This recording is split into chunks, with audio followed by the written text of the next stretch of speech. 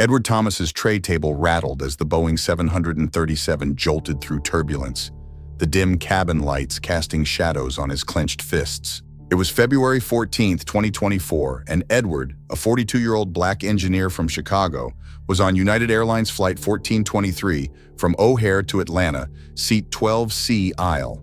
His navy blazer was crisp, his laptop bag tucked under the seat, a faint smile lingering from a successful client meeting.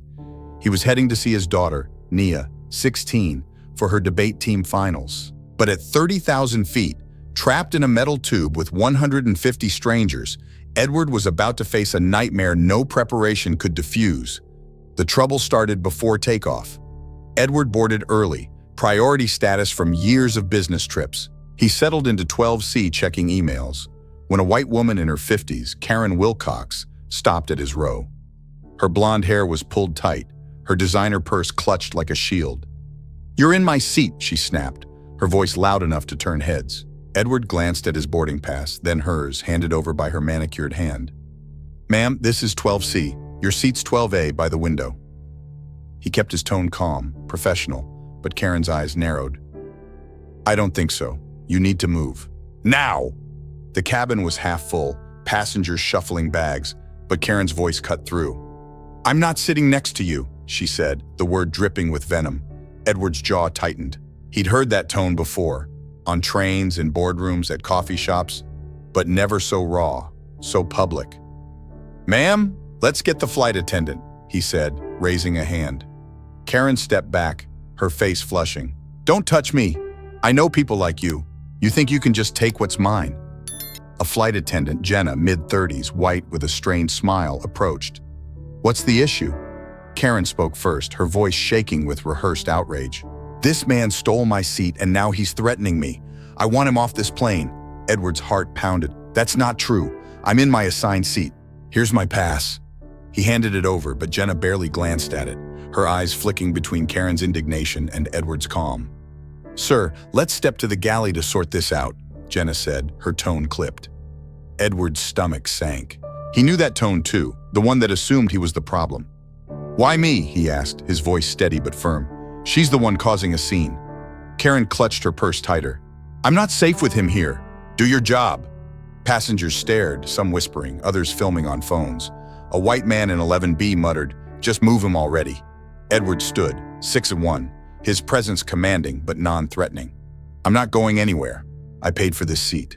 Jenna hesitated, then called for the lead attendant, Miguel, a Latino man in his 40s. Miguel checked both passes, his brow furrowing. "Sir, you're correct. 12C is yours. Ma'am, 12A is there." Karen's face twisted. "This is ridiculous. I'm a platinum member. I won't sit next to him. He doesn't belong here."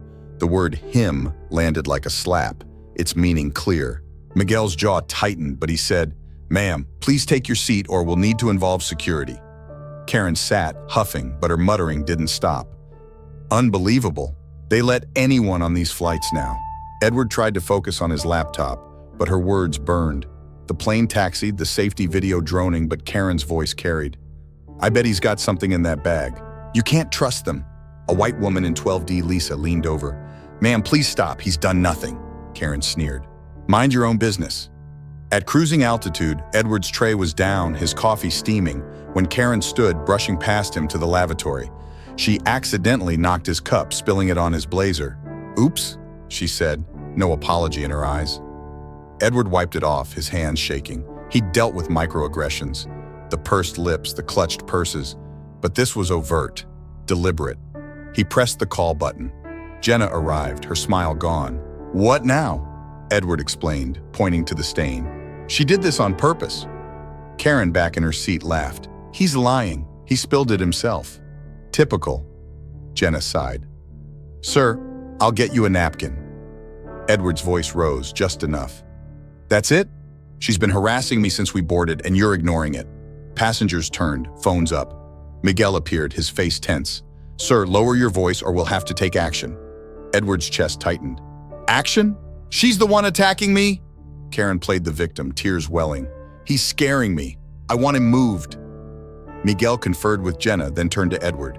"Sir, for everyone's comfort, we're moving you to 28B." Edward's blood boiled. You're punishing me for her racism? Miguel's eyes softened, but his voice was firm. It's policy to de-escalate. Please cooperate. Passengers murmured, some nodding, others shaking their heads. Lisa spoke up. This is wrong. He's the victim here. A black woman in 15A, Tanya added, You're letting her win. But Miguel was unmoved. Sir, now. Edward grabbed his bag, his face burning under the stairs. The walk to 28B, a middle seat in coach, was a gauntlet. A white teen in 27C whispered, Troublemaker. Edward sat, sandwiched between a snoring man and a woman scrolling TikTok. His blazer was damp, his pride shredded. Karen in 12A sipped wine, smug. The flight dragged, 3 hours of humiliation. Every ding of the seatbelt sign a reminder of his powerlessness. At Atlanta's Hartsfield-Jackson Airport, Edward waited at the gate, his luggage delayed. Karen breezed past, her purse swinging, no glance his way. He approached Miguel, who was debriefing with Jenna. I want to file a complaint, Edward said, his voice low but steady. Miguel sighed. Sir, we followed protocol. You can contact customer service. Edward's eyes narrowed. Protocol? You let her harass me because of my skin. Jenna looked away, but Miguel handed him a card. File it online. Edward's phone buzzed. Nia texting, Dad, where are you? He typed, landed, be there soon, but his hands shook. He called his wife, Simone, a nurse, her voice a lifeline. Ed, that's awful. Record everything. We're fighting this. He nodded, though she couldn't see, and opened his phone's camera, narrating the incident in a quiet corner. This is Edward Thomas, February 14th, 2024, United Flight 1423. I was harassed by a passenger, Karen Wilcox, and punished by the crew for being black. The video posted to X spread fast. By the time Edward reached Nia's hotel, it had 10,000 views. Nia hugged him, her eyes wide. Dad, you're trending, Simone called, furious.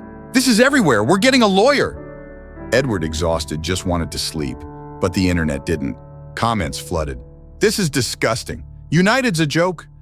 Karen needs to be banned, but others stung. He probably started it. Why is he playing the race card?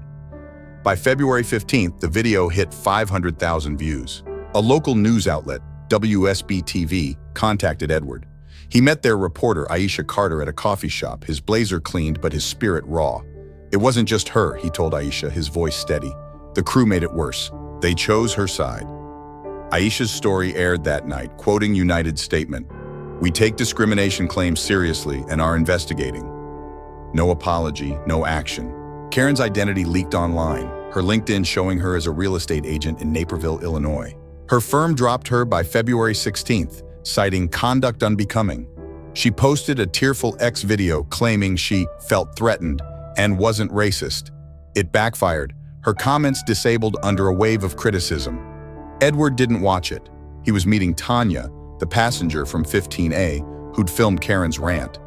I've got your back, Tanya said, sharing her footage. Lisa from 12D emailed, offering to testify.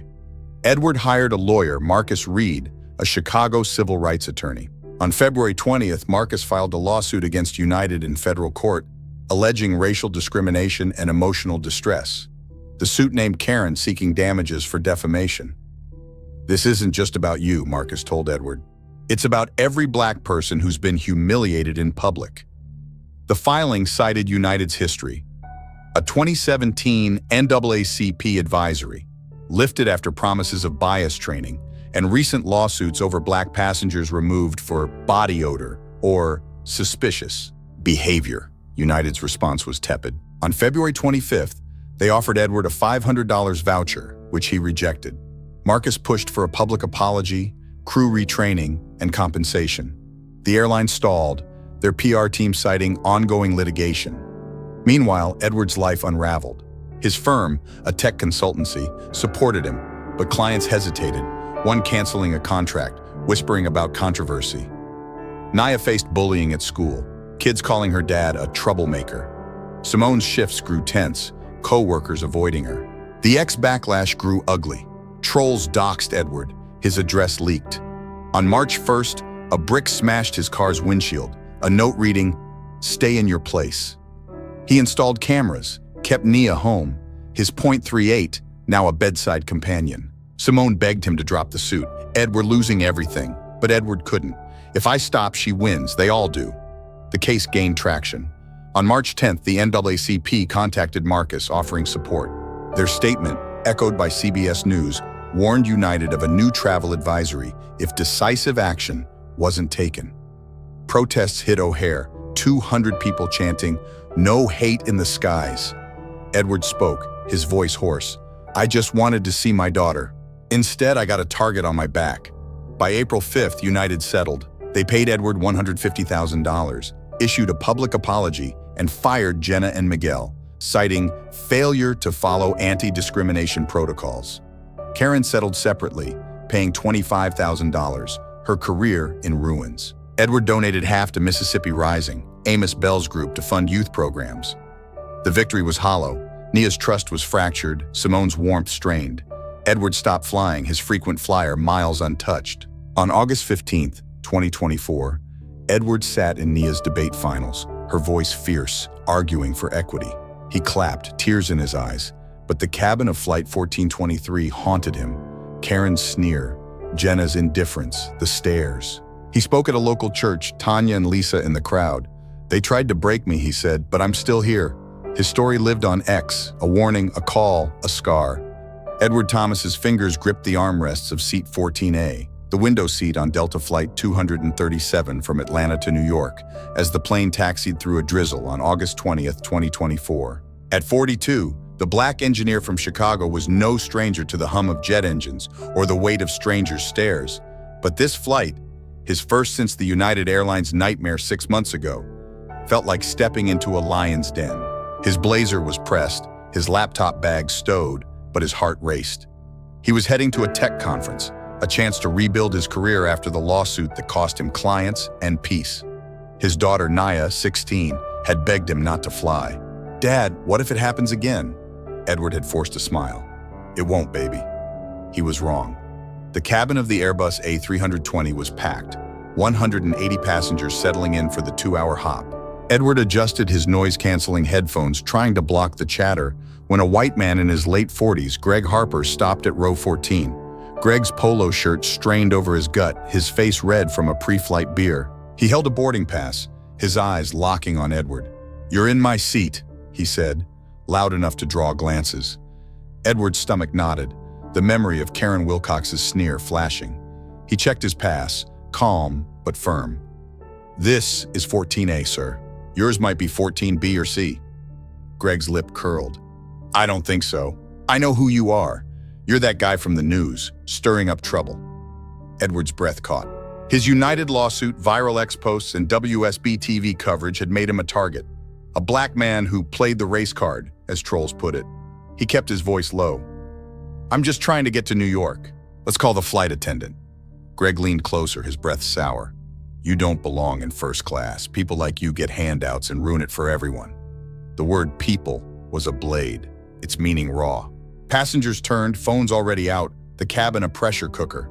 A flight attendant, Sarah, early 30s, white with a tight bun, approached. "What's the problem?" Greg jumped in, his voice rising. "This guy's in my seat and he's getting aggressive. I saw him on TV. He's trouble." Edward handed over his pass, his hands steady despite the rage boiling inside. "I'm in 14A as assigned." He knew that tone too, the one that assumed he was the problem. "Why me?" he asked, his voice steady but firm. "She's the one causing a scene." Karen clutched her purse tighter. "I'm not safe with him here." "Sir," she said to Edward, "let's step to the galley to avoid a scene." Edward's chest tightened, the United flight replaying. Jenna's clipped tone, Miguel's protocol. "Why me?" he asked, his voice sharp but controlled. "He's the one yelling," Greg smirked, folding his arms. "I'm not sitting next to him. He's a lawsuit waiting to happen." Sarah's smile faltered. "Sir, it's for everyone's safety, please." A black woman in 15C, Denise, spoke up. "This is ridiculous." "He's done nothing wrong." A white couple in 13AB muttered, "Just move him." Edward stood, his 6'1" frame drawing eyes, but his posture was calm. "I'm not moving. I paid for this seat and I'm staying." Sarah called the lead attendant Raj, a South Asian man in his 50s, his face lined with fatigue. Raj checked the passes, sighing. "Mr. Thomas, you're correct. 14A is yours." "Sir," he said to Greg, "14B is here." Greg's face darkened. "This is bullshit. I'm a Sky Miles Diamond member. I won't sit next to a thug who sues for a living." The word thug echoed. Passengers gasping, some nodding. Raj's voice hardened. "Sir, take your seat or you'll be removed." Greg sat grumbling. This country's gone to hell. Edward tried to breathe, his headphones back on, but Greg's muttering didn't stop. "Fucking affirmative action seats," he hissed, loud enough for row 14 to hear. A Latina woman in 14C, Maria, whispered to Edward, "Ignore him, he's an idiot." Edward nodded, but his hands shook. The plane climbed, the seatbelt sign dinging, but Greg's hostility was a storm. He accidentally elbowed Edward's arm, knocking his water bottle to the floor. "Watch it," Greg snapped, as if Edward had caused it. Edward retrieved it, his jaw clenched, refusing to engage. At cruising altitude, Greg escalated. He stood, stretching, and tripped, spilling his coffee on Edward's lap. The hot liquid soaked his pants, burning his thigh. "Oops," Greg said, smirking. Edward stood, towering over him, his voice low but lethal. "You did that on purpose," Greg laughed. "Prove it, lawyer boy." Passengers filmed, their phones a silent jury. Sarah rushed over, napkins in hand. "Sir, please sit. We'll handle this." Edward's eyes burned. "Handle what?" "He's harassing me, and you're letting him." Sarah's face tightened. "Sir, keep your voice down, or we'll have to restrain you." Edward's blood roared. "Restrain me? He's the one attacking me!" Greg played the victim, his voice shaking. "He's threatening me! I'm not safe!" Raj appeared, his tone clipped. "Mr. Thomas, we're moving you to 32D to de-escalate." Edward's voice rose, shaking the cabin. "This is racism, plain and simple. You're punishing me for his hate." Denise stood, her phone up. "This is going viral. You're targeting him."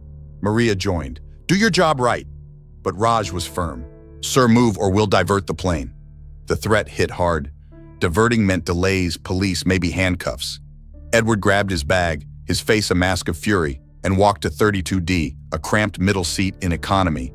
The cabin watched, some whispering troublemaker, others shaking their heads. Greg settled into 14B, smug, ordering a bourbon. Edward's thighs stung, his pants ruined, his dignity in tatters. He texted Simone, his wife. "It's happening again." She replied, "Film it, we're suing." The flight landed at LaGuardia at 9:47 p.m., the cabin tense. Edward waited at the gate, his bag heavy as Greg breezed past, whistling. Denise approached, handing him her card. "I recorded everything. Use it." Maria hugged him, whispering, "You're not alone." Edward nodded, his throat tight, and approached Raj. "I'm filing a complaint." "This was discrimination." Raj's eyes softened, but his voice was flat. "Contact Delta's customer service, sir." Edward's ex-post, uploaded in the terminal, was raw. "Delta Flight 237, August 20th, 2024. Harassed by Greg Harper, punished by the crew for being black. This is my story." Attached was Denise's video, showing Greg's slurs, Sarah's dismissal, Raj's order. By midnight, it had 20,000 views. Simone called, her voice fierce. "Ed, we're not letting this go. Marcus is on it." Marcus Reed, their lawyer, was already drafting a new lawsuit against Delta, citing racial discrimination and negligence. By August 21st, the video hit 1 million views, trending on X with #DeltaRacism.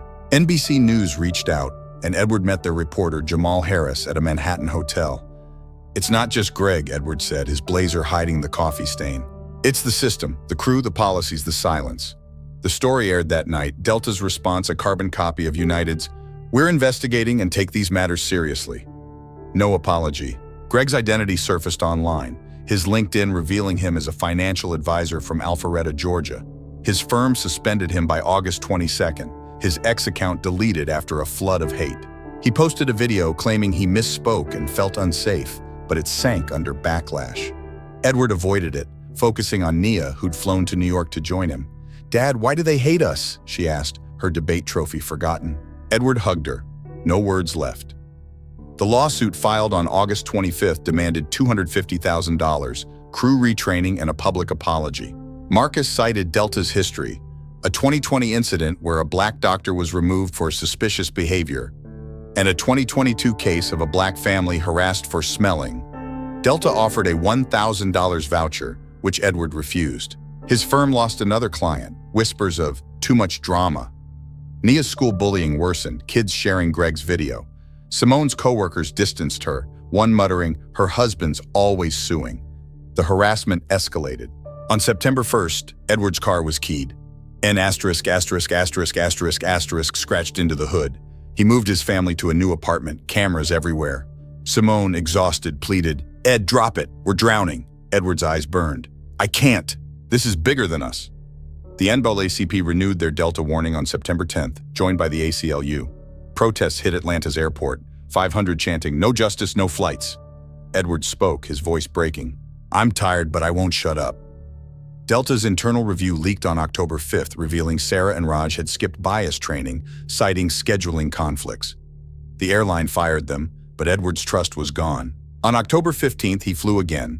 A test, Chicago to DC, no incidents, but his hands shook the whole way. The lawsuit dragged, Delta's lawyers stalling. By November 1st, Edward's savings dwindled, therapy bills piling up for Nia's anxiety. The breaking point came on December 10th. A Delta Gate agent in Chicago, recognizing Edward, refused to board him, claiming security concerns. Passengers filmed, the video hitting 2 million views. Delta apologized, suspending the agent, but Edward snapped. He posted, "I'm done flying, they win." Marcus pushed forward, the case gaining traction. On February 15th, 2025, Delta settled. $300,000, a public apology, and mandatory bias training across all hubs. Greg paid $50,000, his life in shambles. Edward donated $100,000 to the NAACP, funding anti-racism workshops. He quit flying, driving to Nia's debates, his car a fortress. On May 10th, 2025, he spoke at a Chicago rally, 1,000 strong, Denise and Maria in the crowd. "They tried to silence me," he said, Nia's hand in his. "But we're louder." His scars, the coffee burns, the stares, the doxing, didn't fade, but his voice grew, a beacon for every passenger trapped at 30,000 feet. Edward Thomas's heart hammered as he sank into seat 16B, a middle seat on American Airlines Flight 781 from Chicago to Los Angeles on May 15th, 2025. At 43, the black engineer's hands were clammy, his navy blazer tight across shoulders tense from trauma. He'd sworn off flying after 2 racist ordeals, United's Karen Wilcox and Delta's Greg Harper. But a last-minute client crisis forced him back into the sky. His tech firm, teetering after lost contracts, needed this deal to survive. His wife Simone had pleaded, "Ed, don't go, it's not worth it." His daughter Nia, 17, just hugged him, her eyes wet. "Come back, Dad." Edward's .38 stayed home, but his phone, set to record, was his weapon. At 30,000 feet, he was walking into a trap. The Boeing 737-800 was half full, 160 passengers scattered across the dim cabin. Edward's laptop bag was stowed, his headphones ready, when a white man in his 50s, Richard Conway, stopped at row 16. Richard's khakis and golf shirt screamed suburban wealth, his face flushed with entitlement. He checked his boarding pass, then glared at Edward. "You're in my seat," he said, his voice sharp, cutting through the engine hum. Edward's gut twisted, the ghosts of Karen and Greg whispering.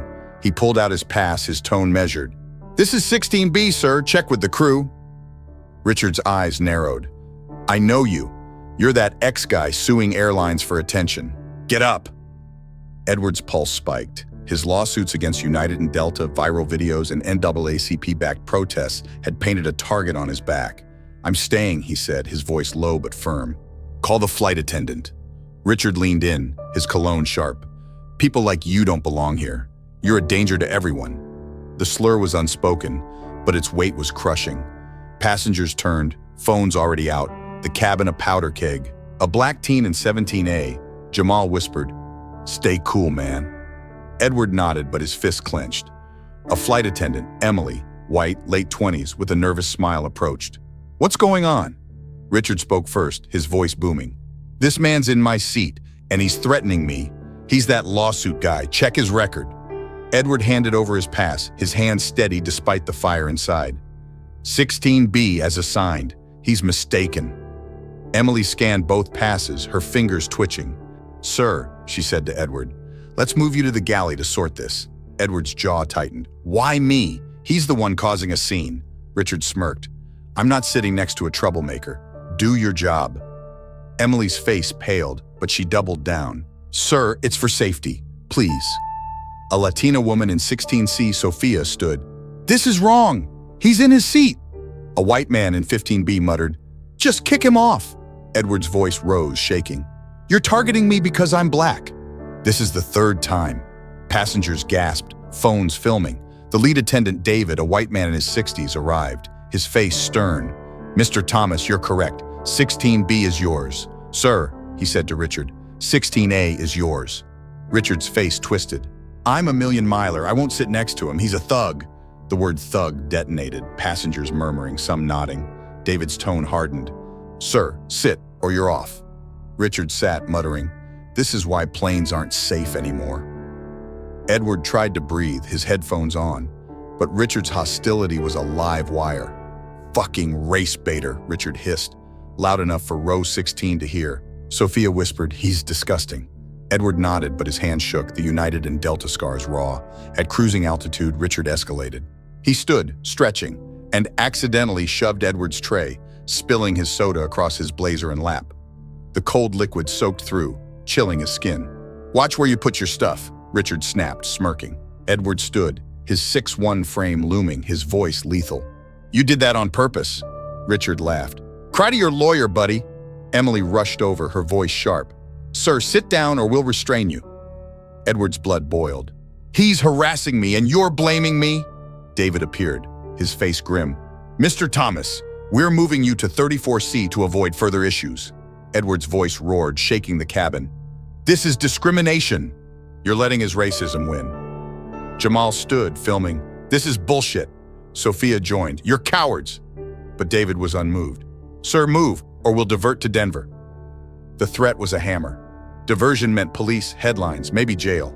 Edward grabbed his bag, his face burning, and walked to 34C, a window seat in economy, the cabin's eyes boring into him. Richard settled into 16A, ordering a whiskey, smug. Edward's soda-soaked pants clung to his legs, his blazer ruined. He texted Simone, "It's happening again, worse." She replied, "Record it, we're fighting."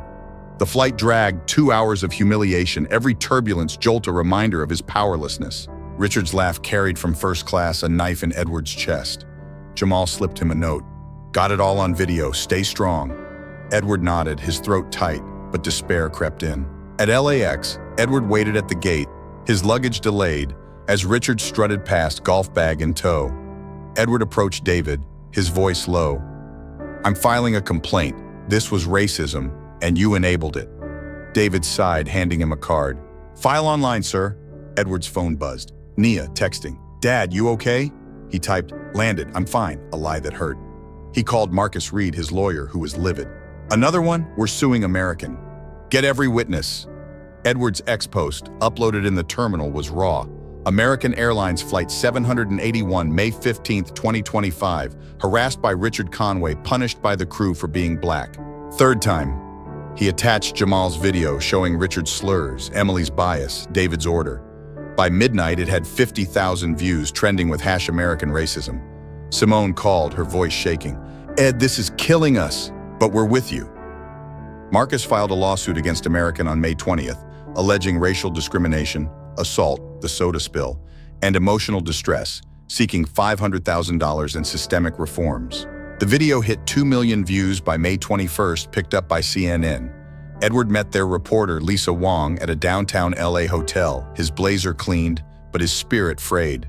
"It's not just Richard," he told Lisa, his voice steady. "It's the crew, the airline, the system that lets this happen." The story aired, Americans' response robotic. "We're investigating and committed to inclusion." No apology. Richard's identity leaked, his LinkedIn showing him as a car dealership owner in Lake Forest, Illinois. His business tanked by May 22nd, his ex account deleted under a wave of hate. He posted a statement, claiming he felt provoked, but it drowned in backlash. Edward's life unraveled faster. His firm lost a third client, citing reputational risk. Naya's anxiety spiked, her debate team sidelining her after online trolling. Simone's co-workers shunned her, one whispering, "Her husband's a liability." On June 1st, Edward's home was vandalized. Race baiter, spray painted on his garage. He installed alarms, kept Nia home, his .38 now a constant shadow. Simone snapped, "Ed, we're losing Nia, drop the suit." Edward's eyes burned. "If I stop, they'll never learn." The conflict escalated on a return flight. June 10th, American Flight 782 from LA to Chicago. Edward, in 18A, was braced for trouble. A white passenger, Diane Miller, 60s, recognized him from X. "You're that guy," she said, her voice icy. "You're why tickets cost so much." Edward ignored her, but Diane leaned over. "You don't deserve first class." The crew, wary of Edward's fame, watched closely. When Diane accidentally spilled her wine on his laptop, Edward stood, demanding action. The attendant, Carlos, a young Latino, sided with Diane, moving Edward to 35B. The video, posted by a passenger, hit 3 million views, reigniting #American racism. American grounded Edward on July 1st, banning him from flights, citing disruptive behavior. Marcus filed an injunction, arguing retaliation. The NAACP and ACLU backed him, threatening a boycott. Protests hit O'Hare and LAX 1000, chanting, "Fly free or not at all." Edward spoke, his voice raw. "I'm not the problem. Their hate is." On August 15th, American lifted the ban, offering $2,000 in vouchers. Edward refused, demanding accountability. The physical toll came on September 5th. Edward, stressed and sleepless, collapsed at a client meeting, his heart racing. Doctors diagnosed arrhythmia, prescribing rest. Simone moved out, taking Nia, her note simple: "I can't watch you die." Edward alone kept fighting. Marcus uncovered American's internal emails showing crew instructions to watch Edward after his first lawsuit.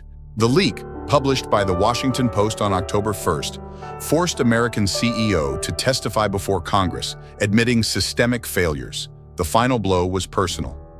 On December 10th, Nia overdosed on anxiety meds, surviving but hospitalized. Edward, at her bedside, broke, promising to scale back.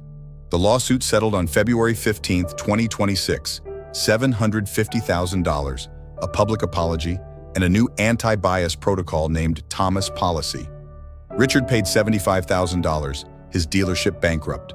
Edward donated $200,000 to anti-racism groups, but his family was fractured. Simone stayed distant, Nia in therapy. By March 15th, 2026, Edward drove to Nia's college orientation, his plane tickets untouched. He spoke at an NAACP gala, 2,000 strong, Jamal and Sophia in the crowd. "They tried to ground me," he said, "but we're still flying." His heart condition worsened, but his ex-posts inspired a federal aviation bias task force. The cabin scars, Richard's smirk, Diane's whine, the crew's silence, lingered, but Edward's fight reshaped the skies, one voice at a time. Edward Thomas's chest tightened as he settled into seat 10A, a window seat on Alaska Airlines Flight 456 from Chicago to Seattle on March 20th, 2026. At 43, the black engineer's hands shook, his graying temples betraying years of trauma from 3 racist ordeals in the skies. United, Delta, American. His heart condition, worsened by stress, made every flight a gamble. But this one was non-negotiable. The FAA had invited him to testify at a hearing on the Thomas Policy, his anti-bias protocol now under review for nationwide adoption. His lawyer, Marcus Reed, had warned, "Ed, you're a lightning rod, stay low." His daughter, Nia, 18, in therapy after her overdose, texted, "Dad, please be safe." Edward's Blazer hit a recorder, his only shield, at 30,000 feet. The Boeing 737-900 was 3/4 full, 130 passengers bustling in the fluorescent-lit cabin. Edward's laptop bag was stowed, his water bottle untouched, when a white man in his early 40s, Michael Vaughn, stopped at row 10. Michael's leather jacket and aviator sunglasses screamed confidence, his boarding pass clutched tightly. He glanced at Edward, his jaw tightening. "You're in my seat," he said, his voice loud, slicing through the pre-flight chatter. Edward's stomach lurched, the echoes of Karen Wilcox, Greg Harper, and Richard Conway deafening. He pulled out his pass, his tone steady. "This is 10A, check with the crew." Michael's eyes flashed. "I know you, the ex-guy, always crying racism. Move." Edward's pulse raced. His lawsuits, viral videos, and congressional testimony had made him a hero to some, a villain to others. "I'm staying," he said, his voice calm but iron. "Get the flight attendant." Michael stepped closer, his breath sharp with mint. "You're a fraud, profiting off lies. You don't belong here." The word "here" was a spear, its racism unspoken but clear. Passengers turned, phones out, the cabin electric. A black woman in 11C, Aisha, whispered, "Don't let him win." Edward nodded, his fist balled under his tray table. A flight attendant, Lauren, white, mid-20s, with a forced smile, approached. "What's the issue?" Michael spoke first, his voice rising. "This guy's in my seat and he's hostile. He's that lawsuit troublemaker. Check him." Edward handed over his pass, his hand steady despite the fury inside. 10A, as assigned. He's wrong. Lauren scanned both passes, her lips tight. Sir, she said to Edward, let's move to the galley to resolve this. Edward's jaw clenched, the script too familiar. Why me? He's the one yelling. Michael smirked, folding his arms. I'm not sitting next to him, he's dangerous. Lauren's smile vanished. Sir, it's protocol, please. A Latino man in 10C, Diego stood. This is unfair. He's in his seat. A white couple in 9AB muttered, just get him out. Edward's voice shook, but he held firm. You're targeting me because I'm black. This is the 4th time. Passengers gasped, phones filming. The lead attendant, Patricia, a white woman in her 50s, arrived, her face stern. Mr. Thomas, you're correct. 10A is yours. Sir, she said to Michael, 10B is yours. Michael's face reddened. I'm a priority passenger. I won't sit next to a con artist who fakes racism for cash. The word con artist exploded, passengers whispering, some nodding. Patricia's tone sharpened. Sir, sit, or you'll be removed. Michael sat, muttering, this is why nobody trusts airlines anymore. Edward tried to focus, his headphones on, but Michael's hostility was a live grenade. Fucking grifter, Michael hissed, loud enough for row 10 to hear. Diego whispered, he's trash, man. Edward nodded, but his heart pounded, the scars of past flights, coffee spills, wine stains, crew betrayals, pulsing. At cruising altitude, Michael pushed further. He stood, adjusting his bag, and accidentally slammed his elbow into Edward's shoulder, hard enough to bruise. Edward winced, standing, his voice low but lethal. That was deliberate, Michael laughed. Prove it, victim. Lauren rushed over, her voice sharp. Sir, sit, or we'll restrain you. Edward's blood roared. He's attacking me and you're blaming me? Michael played the victim, his voice shaking. He's threatening me. I'm not safe. Patricia arrived, her face grim. Mr. Thomas, we're moving you to 29D to de-escalate. Edward's voice thundered, shaking the cabin. This is racism and you're enabling it. Aisha stood, filming. You're disgusting. Diego joined. Do your damn job. But Patricia was firm. Sir, move or we'll divert to Salt Lake City. The threat was a sledgehammer. Diversion meant arrest, headlines, ruin. Edward grabbed his bag, his shoulder throbbing, and walked to 29D, a middle seat in economy, the cabin's eyes burning into him. Michael settled into 10B, ordering a vodka, smug. Edward's blazer hid the bruise forming on his shoulder, his pride in shreds. He texted Simone, now separated but still his rock. 4th time, I'm done. She replied, record it. Marcus is ready. The flight dragged. 3 hours of agony. Every turbulence jolt a reminder of his vulnerability. Michael's laughter from first class was a dagger. Aisha slipped him a note. Got the whole thing on video. You're not alone. Edward nodded, his throat tight, but despair clawed at him. The situation exploded at 35,000 feet. Michael, emboldened, stood again, reaching for the overhead bin and tripped, slamming his fist into Edward's tray table, cracking it. Edward stood, his 6'1" frame filling the aisle, his voice booming. Enough! You've been targeting me since we boarded! Michael swung, his fist grazing Edward's jaw. Edward instinctively pushed back, sending Michael stumbling into Lauren. Passengers screamed, phones filming. Patricia and a male attendant, Tom, rushed in, grabbing Edward, their hands rough. Sir, you're under restraint, Patricia shouted. Edward's heart raced, his arrhythmia kicking in. He hit me first! They zip-tied Edward's wrists, dragging him to the galley, his blazer tearing. Michael, nursing a fake limp, cried, He assaulted me! Aisha and Diego protested, their videos capturing Michael's swing, but Patricia ignored them. We're diverting, she announced, the cabin erupting.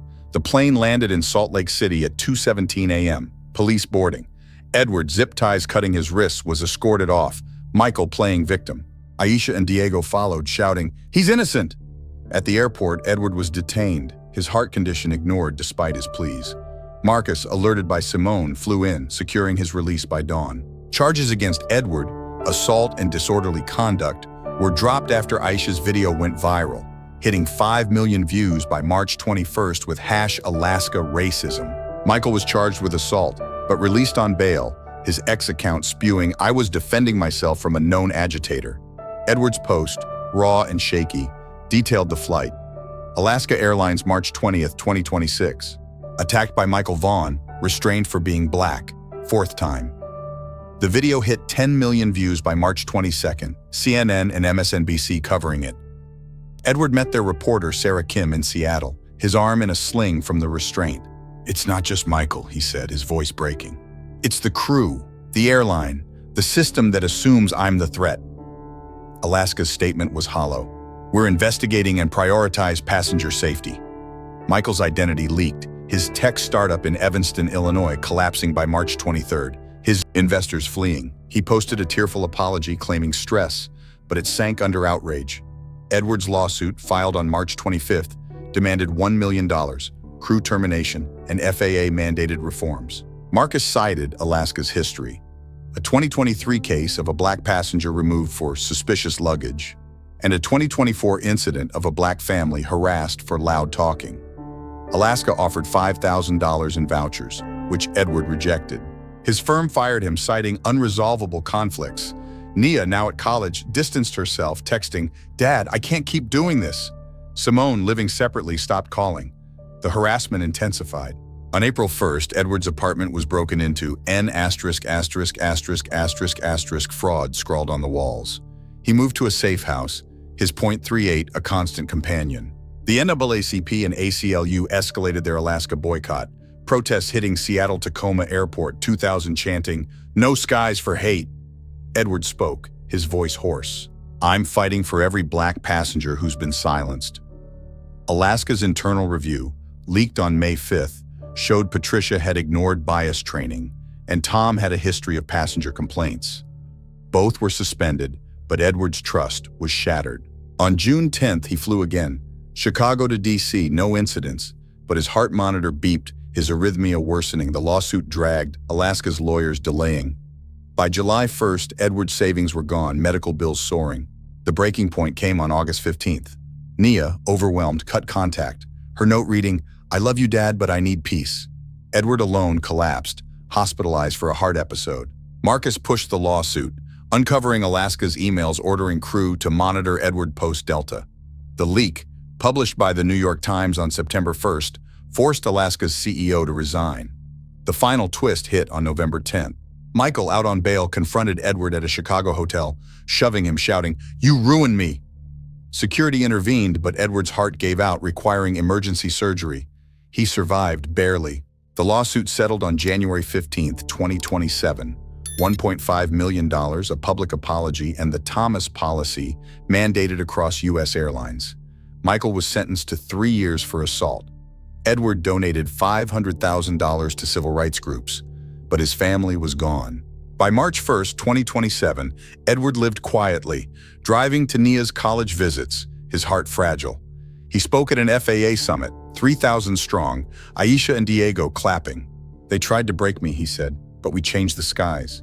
His scars, Michael's fist, the zip ties, Nia's absence, lingered, but his fight birthed a safer sky for those who followed. If Edward's pain ripped through you, if it demands you stand, subscribe to our channel and hit that bell icon. We're here to scream the truths that wound, to honor those who fight for justice. Share this with someone who needs to hear it, and let's keep their legacy flying. See you in the next one.